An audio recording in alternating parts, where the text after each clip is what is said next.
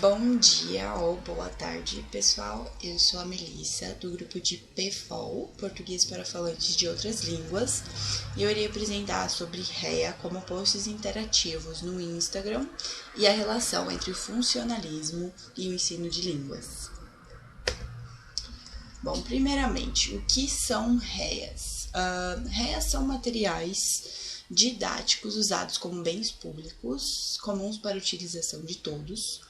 Esses materiais eles podem ser adaptados para qualquer contexto de aprendizagem e eles têm extrema importância quando se trata da criação e do compartilhamento desses materiais.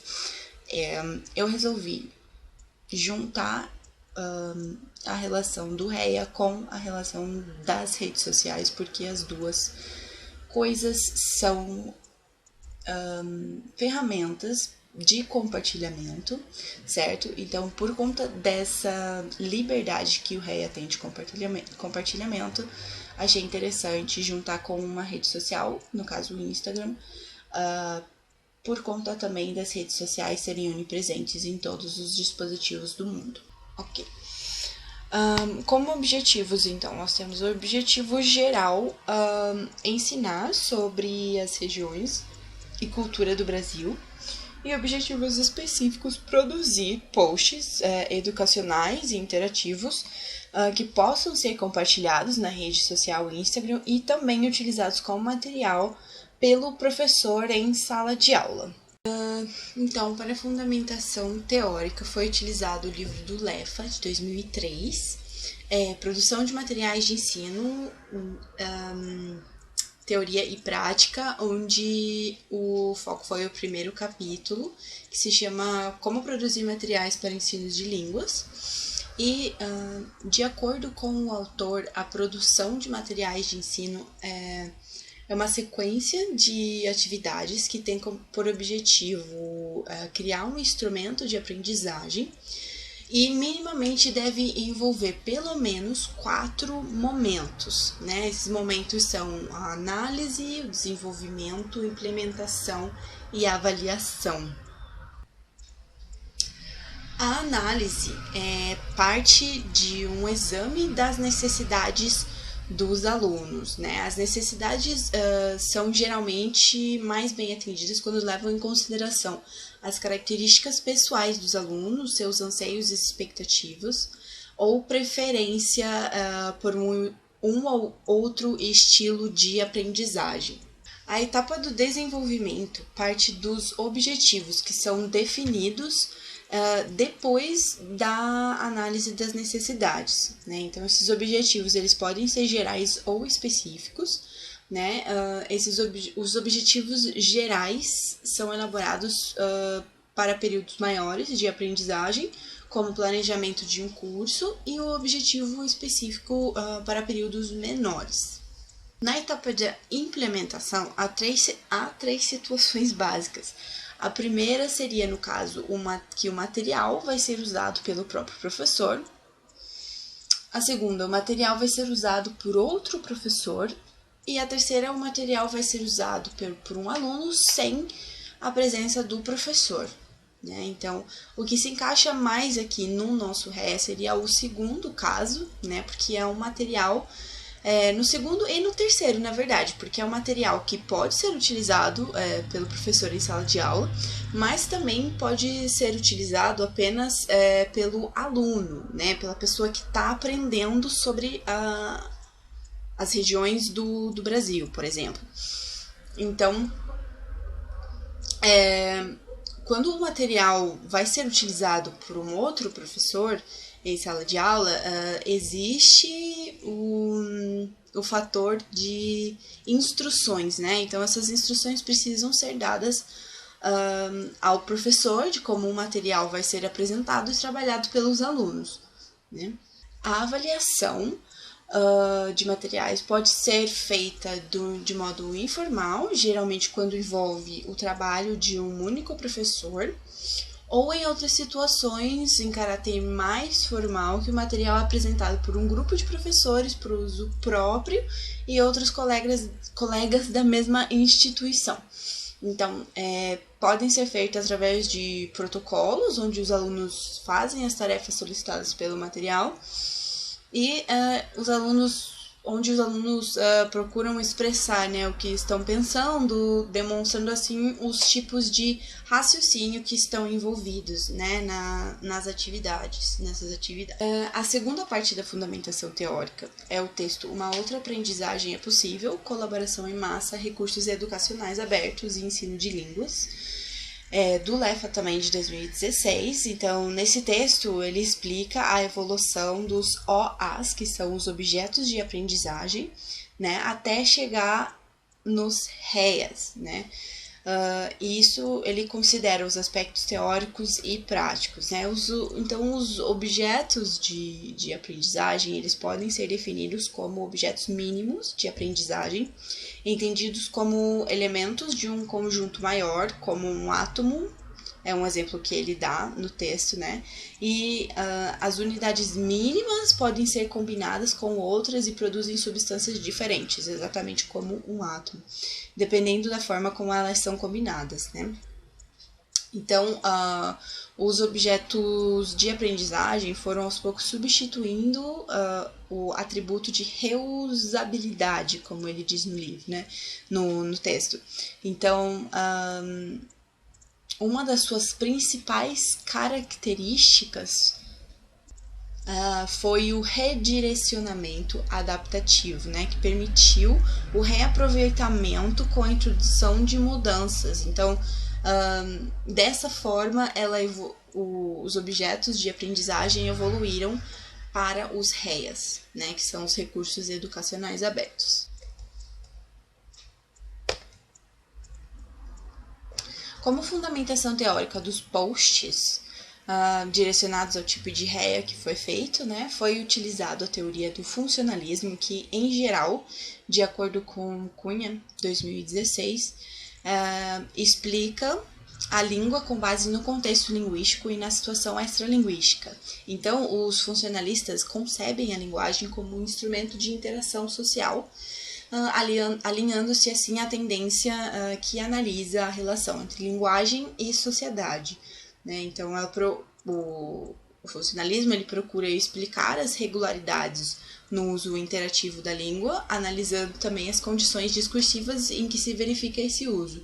Por isso, o funcionalismo funciona como base para esse tipo de REA, né?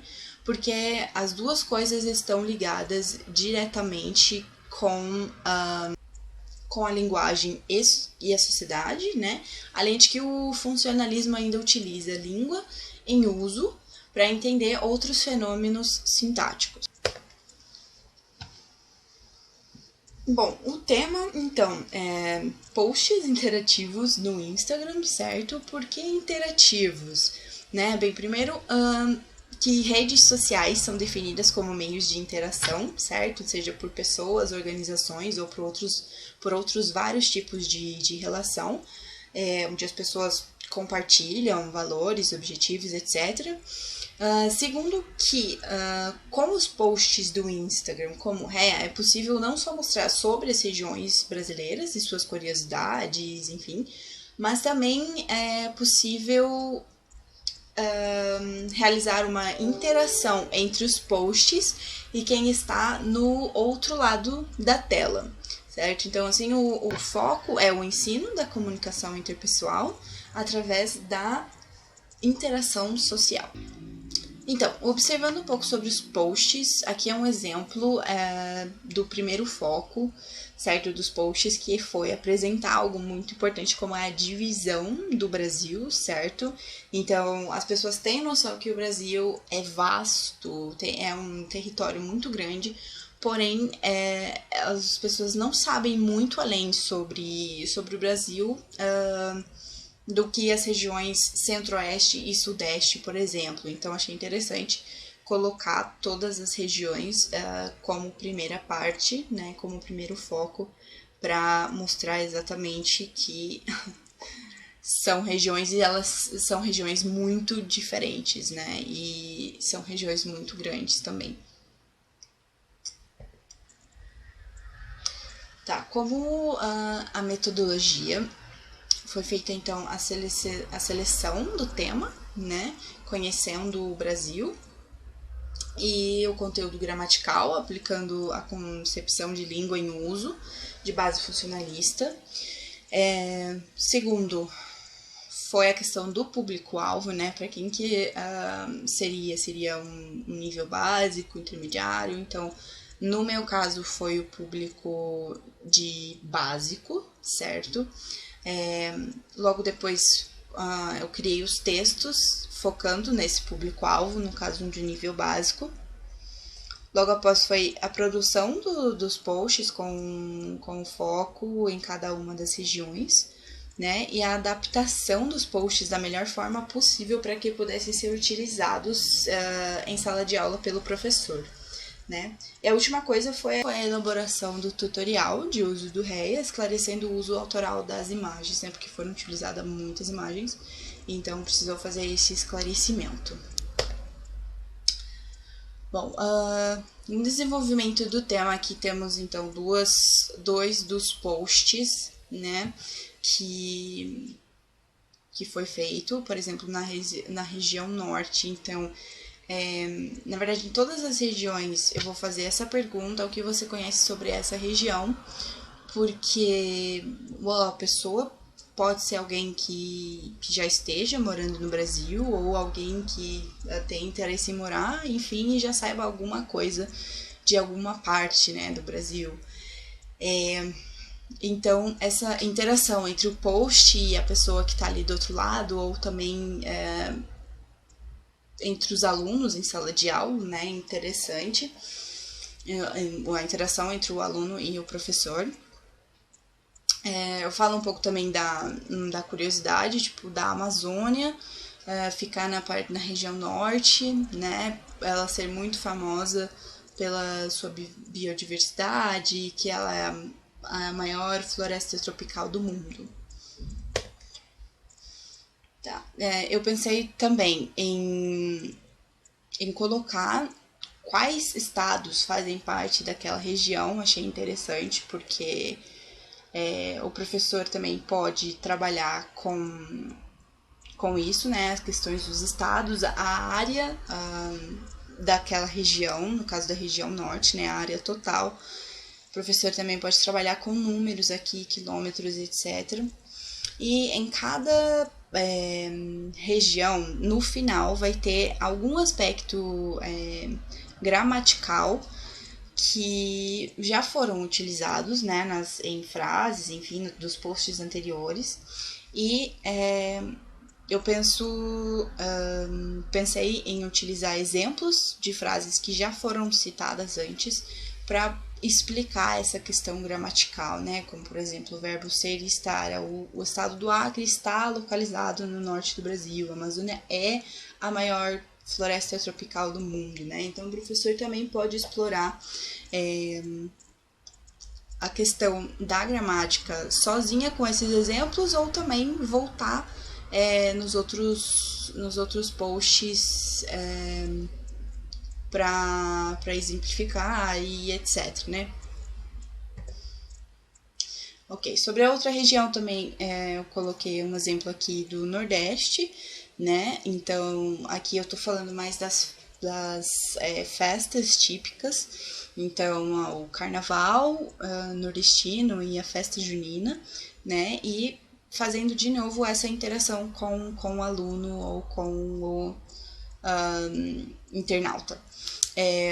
Você conhece algum evento famoso do seu país? Então, a pessoa também tem possibilidade de trazer um pouco da cultura dela para dentro de sala de aula, né? E aqui a questão gramatical, no caso, seria a língua em uso, né? Então, quando a gente vai descrever algum lugar, identificar e situar e que seja, em português, nós temos algumas frases, né, características, por exemplo, fazem parte da região Nordeste, fica localizada, está localizada e etc. São várias formas de você descrever esses lugares, né?